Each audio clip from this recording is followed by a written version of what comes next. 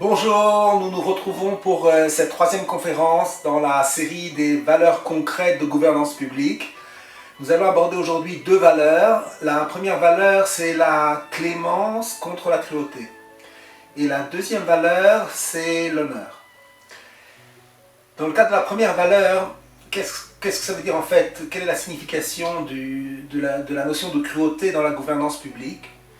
En fait, on se rend compte qu'un simple citoyen, qu'une personne simple, lorsqu'elle n'assume pas une fonction importante, alors la tendance naturelle qui existe chez tout homme d'être un petit peu cruel, mais cette tendance est en fait endormie. C'est qu'elle est sous-jacente, mais elle ne se révèle pas en quelque sorte. Maintenant, lorsqu'une personne assume une fonction importante, alors cette tendance naturelle se révèle. Et dans la mesure où un homme a beaucoup de pouvoir et il peut influencer le sort des gens, eh bien, il a la tentation d'exercer son pouvoir avec une certaine cruauté et donc de causer tort à des personnes. Et donc, c'est une des épreuves d'un dirigeant public, c'est une des épreuves d'un haut fonctionnaire, de savoir qu'il va être confronté à une tendance naturelle de cruauté qui se révèle en raison de la nouvelle fonction qu'il assume désormais. C'est donc l'épreuve de la foi du haut fonctionnaire, du dirigeant politique, à savoir, va-t-il pencher plutôt du côté de la cruauté ou plutôt du côté de la clémence? Alors nous le savons, il y a beaucoup de hauts fonctionnaires qui sont désobligeants, mais il y a également des grands dirigeants qui ont une très grande clémence, une très grande compassion, et dans cette mesure, leur récompense est grande. Et en fait, il y a une sous-valeur dans cette valeur de clémence qui doit imprégner l'exercice de la fonction d'un haut fonctionnaire ou d'un dirigeant public, politique. Il y a un principe qui dit que, comme nous l'avons vu, pour toute action, il y a soit une possibilité, si cette action est bénéfique pour les personnes, alors cette action entraînera une récompense. En revanche, si la personne cause des torts à des citoyens ou à des subordonnés, alors il sera exposé à une punition. Mais il y a un principe. Il y a un principe qui dit que la récompense est largement supérieure à la punition.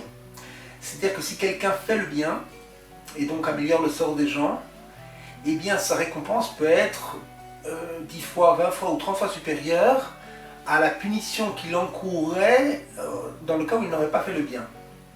Et donc c'est un encouragement à pratiquer la clémence plutôt que la cruauté, puisque la récompense est beaucoup plus importante que la punition.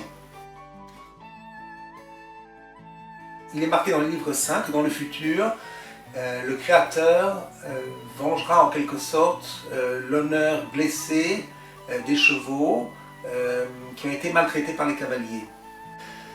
Et à plus forte raison donc l'honneur des hommes, à savoir que si la fonction publique est exercée avec cruauté, avec trop de rigueur, alors le haut fonctionnaire qui aura manifesté ce manque de clémence, eh bien le Créateur lui demandera des comptes en fait.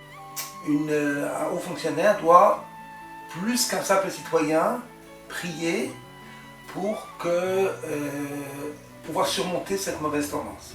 Nous allons voir maintenant une deuxième valeur de gouvernance publique qui est l'honneur. C'est donc une valeur qui n'est pas positive. En fait, nous nous rendons compte que souvent, lorsque une fonction publique est assumée, eh bien, nous recherchons les honneurs.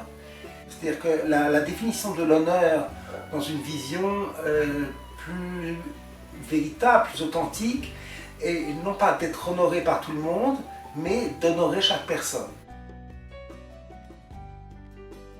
Lorsqu'une personne souhaite recevoir des honneurs de tout le monde, eh bien nous voyons qu'en fait cette personne est un petit peu méprisée, dans la mesure où sa véritable volonté dans la recherche des honneurs est de dominer les autres. En revanche, une personne qui honore tout le monde, et qui cherche à améliorer le sort de chacun, et bien cette personne est aimée par tout le monde, elle est honorée par tout le monde, parce qu'elle cherche en fait à rendre service. Lorsqu'une personne exercera une fonction importante, elle devra veiller à ne pas vouloir être honorée, et à plus forte raison, ne pas recevoir des avantages en raison de sa fonction.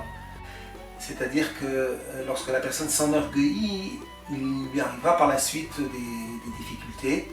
Et on le voit aisément, une personne qui, par exemple, s'est enorgueillie toute la journée, lorsqu'elle rentre chez elle, elle sera un petit peu soumise à certaines humiliations de la part des membres de sa famille.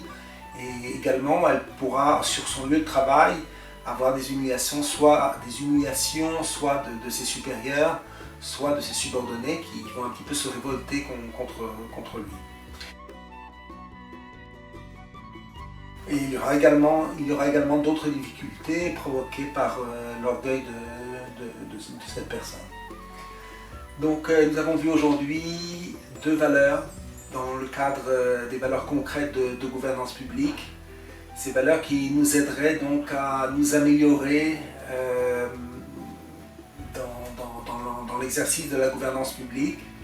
La première valeur étant de surmonter cette tendance naturelle de cruauté et en allant plutôt vers la clémence.